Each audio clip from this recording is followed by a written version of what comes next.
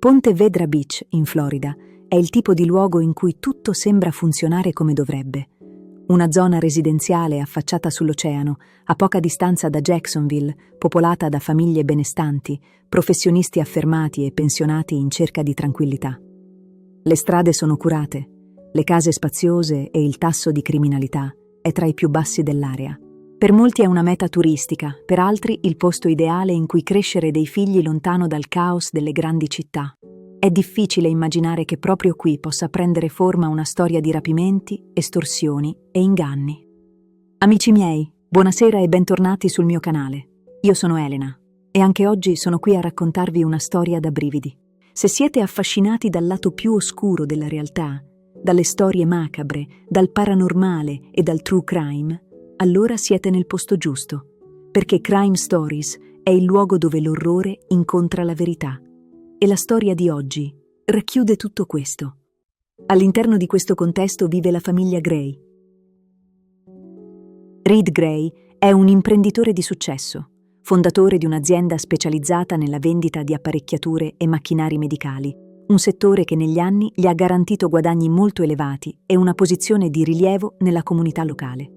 Quinn Gray, sua moglie, ha un passato come infermiera, ma dopo la nascita delle figlie ha scelto di dedicarsi completamente alla famiglia.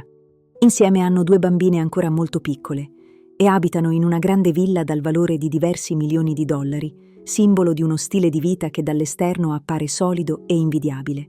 Il loro matrimonio, almeno in apparenza, segue un percorso ordinario. Si sono conosciuti anni prima, grazie al lavoro di Quinn in ambito sanitario, si sono innamorati rapidamente e si sono sposati all'inizio degli anni 2000. Poco dopo è arrivata la prima figlia, seguita dalla seconda, e la famiglia si è stabilita definitivamente a Ponte Vedra Beach, costruendo una routine fatta di impegni lavorativi, scuola e vita domestica. È l'inizio di settembre del 2009, quando questa normalità viene spezzata.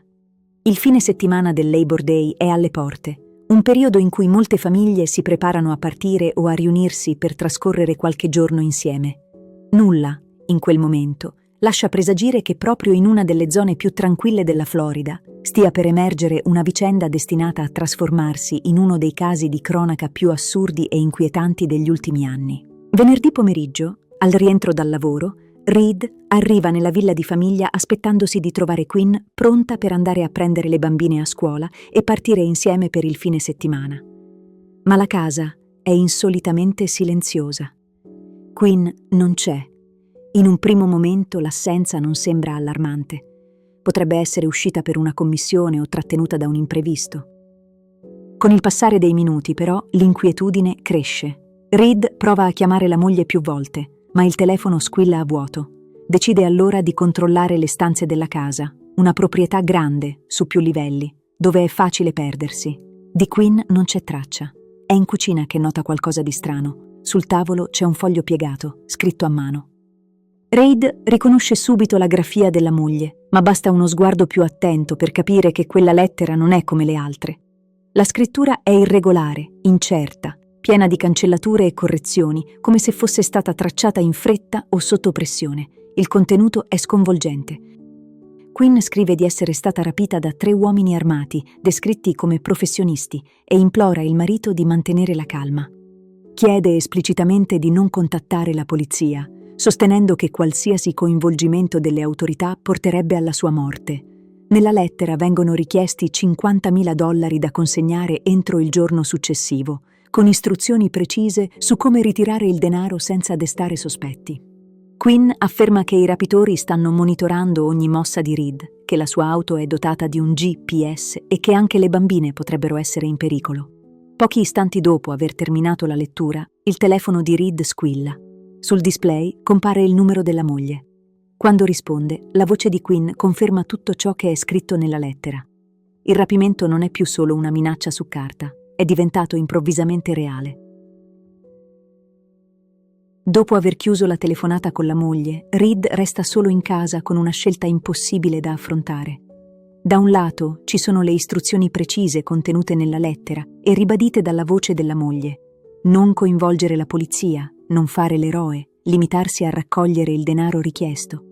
Dall'altro c'è la consapevolezza che ogni decisione sbagliata potrebbe mettere seriamente in pericolo la vita di Quinn e delle loro figlie. Nonostante le minacce, Reed decide di contattare le forze dell'ordine.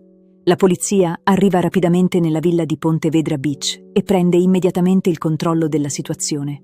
Gli agenti esaminano la lettera, notando anche loro la grafia irregolare e il tono concitato del messaggio, e ascoltano il racconto di Reed, che riferisce parola per parola il contenuto della telefonata ricevuta dalla moglie. Durante l'interrogatorio emergono subito elementi che rendono il caso atipico. Reed spiega di non avere alcun debito, di non essere coinvolto in attività illegali e di non avere conflitti noti con altre persone.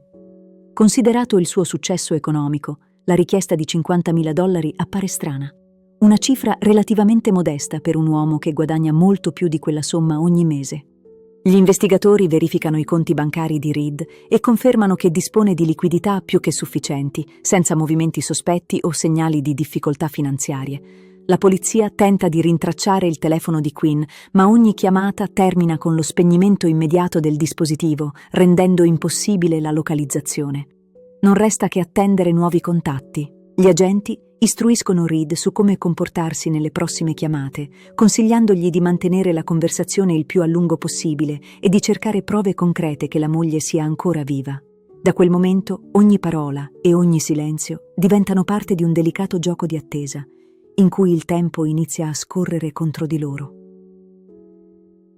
Dopo una lunga notte di attesa, nelle prime ore del mattino, il telefono di Reed squilla di nuovo.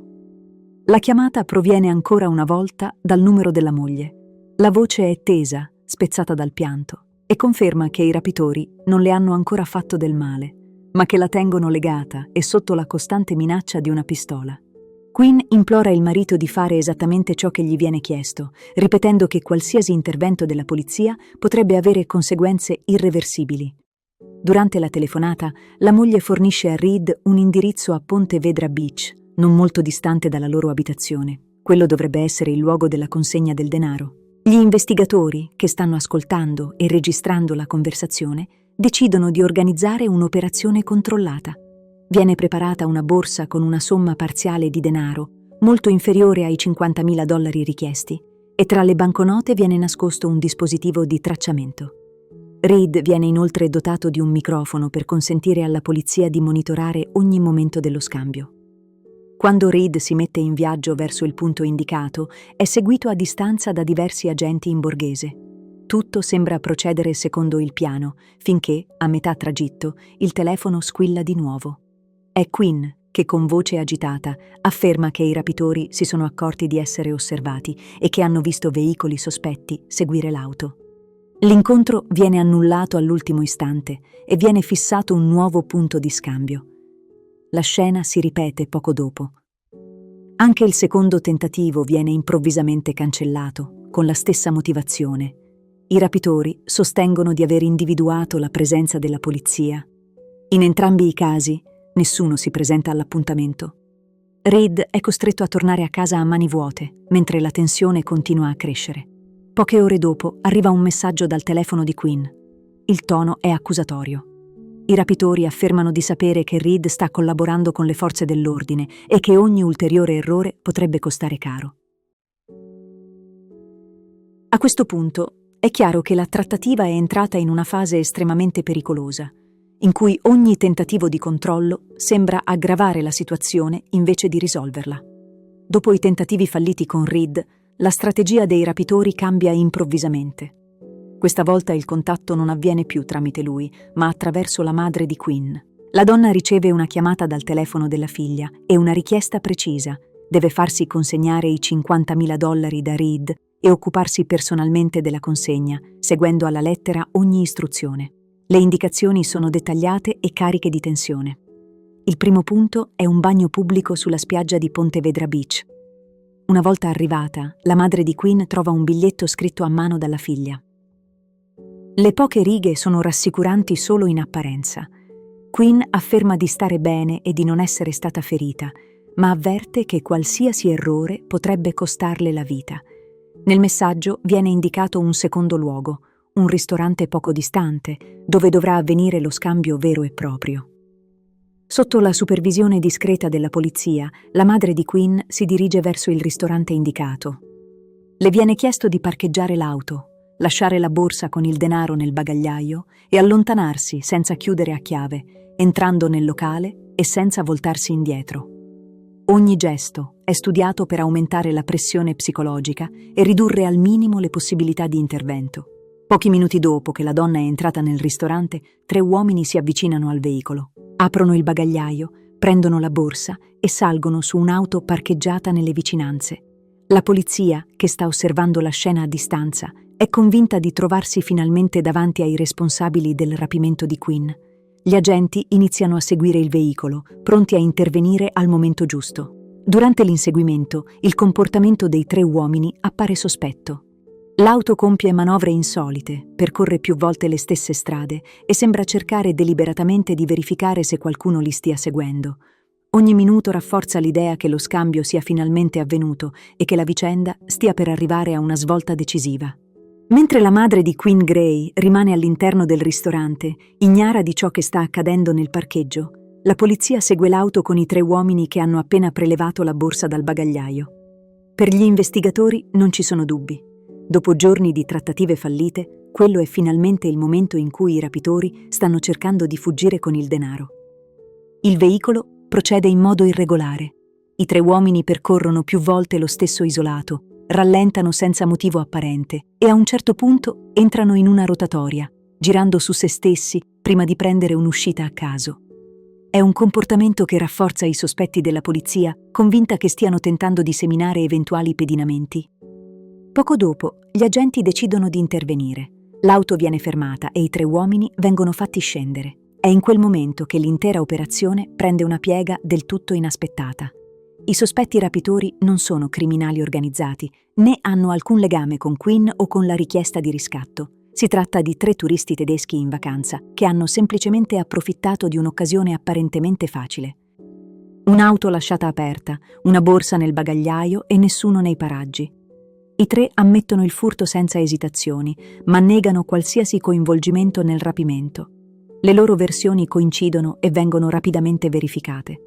La borsa recuperata non è il risultato di uno scambio, ma di un furto casuale. Per la famiglia Gray e per gli investigatori è un colpo durissimo. Dopo il 3° tentativo fallito, la situazione appare più instabile che mai e il timore che qualcuno possa fare del male a Quinn diventa improvvisamente reale e imminente. Dopo l'ennesimo fallimento e la scoperta dell'assurdo errore nel parcheggio del ristorante, cala un silenzio totale. Per 2 giorni non arriva nessuna chiamata, nessun messaggio, nessun segnale dal telefono di Quinn. L'assenza di contatti è la parte più angosciante dell'intera vicenda. Senza richieste né minacce, cresce il timore che la situazione sia ormai sfuggita di mano. Improvvisamente, una chiamata al numero di emergenza rompe l'attesa. Dall'altra parte della linea c'è una donna in evidente stato di shock che afferma di essere stata appena rilasciata dai suoi rapitori.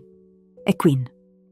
Le forze dell'ordine la rintracciano rapidamente in una strada secondaria poco fuori Ponte Vedra Beach. Quando viene soccorsa, Quinn appare scossa e disorientata, ma non presenta ferite evidenti né segni di violenza fisica tali da richiedere cure mediche immediate. Condotta in centrale, Quinn racconta la sua versione dei fatti. Spiega che, il venerdì della scomparsa, stava rientrando a casa dopo alcune commissioni quando sarebbe stata sorpresa all'interno dell'abitazione da un uomo armato. Secondo il suo racconto, l'uomo l'avrebbe costretta a salire in auto, bendata e minacciata, per poi condurla in un capannone abbandonato. In seguito sarebbe stata trasferita in un motel, dove sarebbe rimasta legata per diversi giorni, sorvegliata e costretta a effettuare le telefonate al marito e alla madre.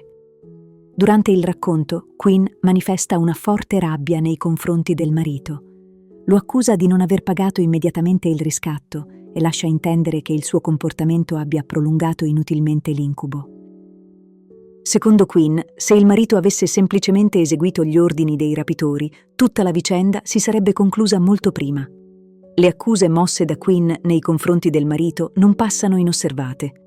Durante il suo racconto in centrale, la donna insiste sul fatto che Reid abbia deliberatamente ignorato le richieste dei rapitori, arrivando a suggerire che il suo comportamento non fosse dettato solo dalla prudenza, ma da un'intenzione più oscura. Secondo Quinn, il marito avrebbe potuto risolvere tutto pagando immediatamente il riscatto, evitando giorni di prigionia e terrore. Di fronte a dichiarazioni così gravi, la polizia non può permettersi di ignorare questa possibilità. Gli investigatori iniziano quindi ad analizzare con maggiore attenzione la posizione di Reed, ricostruendo i giorni precedenti alla scomparsa della moglie e passando al setaccio la sua situazione finanziaria e personale. È in questa fase che emerge un dettaglio potenzialmente compromettente. Poche settimane prima del rapimento, Reed aveva stipulato 2 polizze assicurative sulla vita della moglie, entrambe di importo elevato. La scoperta cambia il clima dell'indagine. Nella storia criminale, assicurazioni sulla vita stipulate a ridosso di un evento traumatico rappresentano spesso un campanello d'allarme. Gli investigatori valutano l'ipotesi che Reed potesse avere un movente economico, anche se la sua disponibilità finanziaria rende questa teoria meno immediata rispetto ad altri casi simili. Nel frattempo, alcune incongruenze iniziano a emergere anche nel racconto di Quinn. I dettagli forniti durante le prime dichiarazioni non sono sempre coerenti. Il numero dei rapitori varia, le dinamiche della prigionia cambiano e alcuni particolari sembrano confusi o contraddittori. Sebbene sia comprensibile che una vittima di un trauma possa avere ricordi frammentati, per la polizia queste discrepanze iniziano a sollevare dubbi. A questo punto dell'indagine, la vicenda assume una forma ambigua e inquietante. Da una parte c'è Reed, improvvisamente sotto sospetto. Dall'altra Quinn, una presunta vittima, il cui racconto presenta troppe zone d'ombra per essere accettato senza riserve. Con il passare delle ore, gli investigatori decidono di concentrarsi su uno degli elementi più concreti emersi dal racconto di Quinn, il cibo che le sarebbe stato portato durante la prigionia. La donna afferma di aver mangiato un pasto proveniente da una specifica catena di fast food presente a Ponte Vedra Beach in un'unica sede. È un dettaglio apparentemente insignificante, ma abbastanza preciso da poter essere verificato. La polizia recupera le registrazioni delle telecamere di sorveglianza del locale nel giorno indicato. Tra le immagini compare un uomo che effettua un ordine compatibile con quanto descritto da Quinn. Il volto non è perfettamente nitido, ma abbastanza riconoscibile da fornire un possibile indizio. Quando le immagini vengono mostrate a Quinn, la donna afferma senza esitazione che quell'uomo è il suo rapitore. Le riprese vengono diffuse pubblicamente nella speranza che qualcuno possa riconoscere l'uomo e fornire informazioni utili. La svolta arriva in modo del tutto inatteso. È lo stesso uomo delle immagini a contattare la polizia. Si chiama Yasmin Osmanovic, ha 25 anni, è originario della Bosnia e non ha precedenti penali. Yasmin si presenta volontariamente agli investigatori, dichiarando fin da subito che c'è stato un grave equivoco. Durante l'interrogatorio ammette di conoscere Quinn, ma non come vittima di un rapimento. Racconta di essere il suo amante e spiega che il matrimonio tra Quinn e Reed era in profonda crisi da tempo.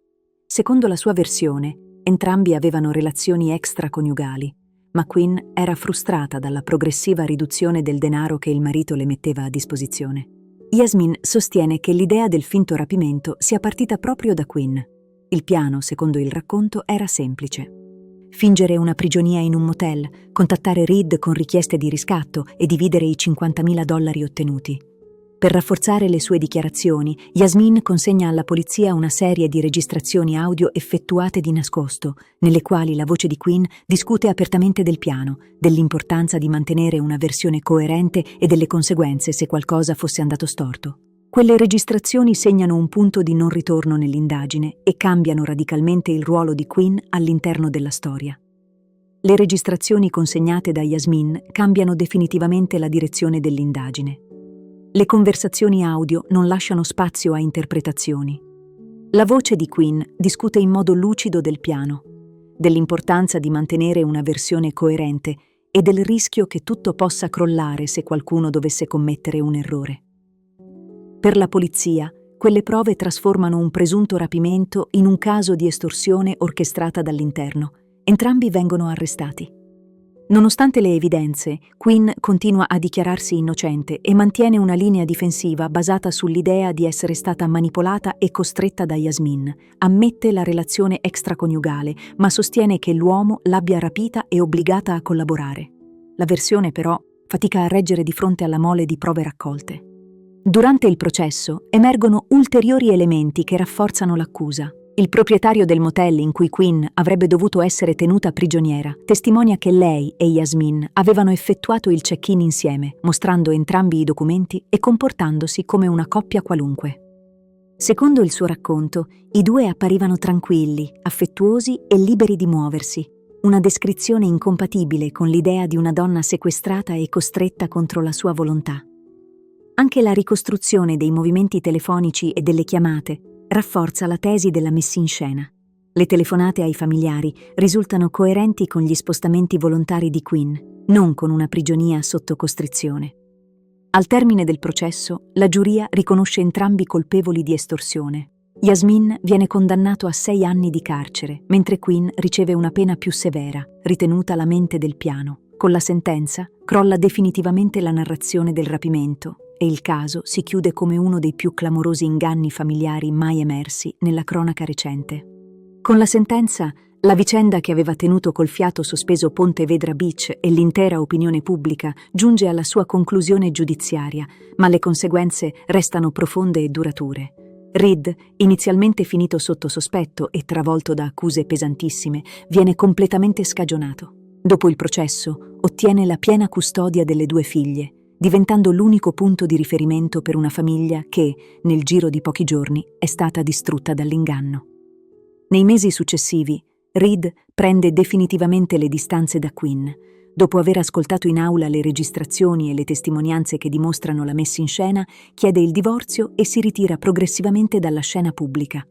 Continua a lavorare e a vivere con le figlie, cercando di ricostruire una normalità lontana dall'attenzione mediatica che aveva accompagnato il caso. Quinn, condannata per estorsione, sconta la pena inflittale dal tribunale. Una volta uscita di prigione, sparisce completamente dai radar pubblici.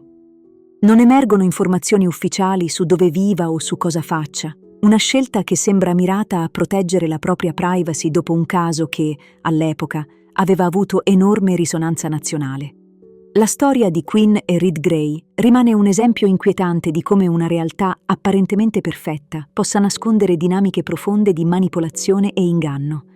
Un finto rapimento, costruito dall'interno di una famiglia, che ha messo a rischio vite innocenti e lasciato cicatrici difficili da cancellare, soprattutto per chi non aveva alcuna colpa. Se questo racconto ti ha colpito, prenditi un secondo per sostenere il canale. Per te è un piccolo gesto, ma per noi è importante. Iscriverti, lasciare un like e un hype aiuta questo tipo di contenuti a crescere e a raggiungere sempre più persone. Ora però voglio sapere cosa ne pensi tu. Scrivimelo nei commenti. Li leggo sempre e spesso diventano spunti per nuovi video. Attiva anche la campanella e ci vediamo al prossimo caso.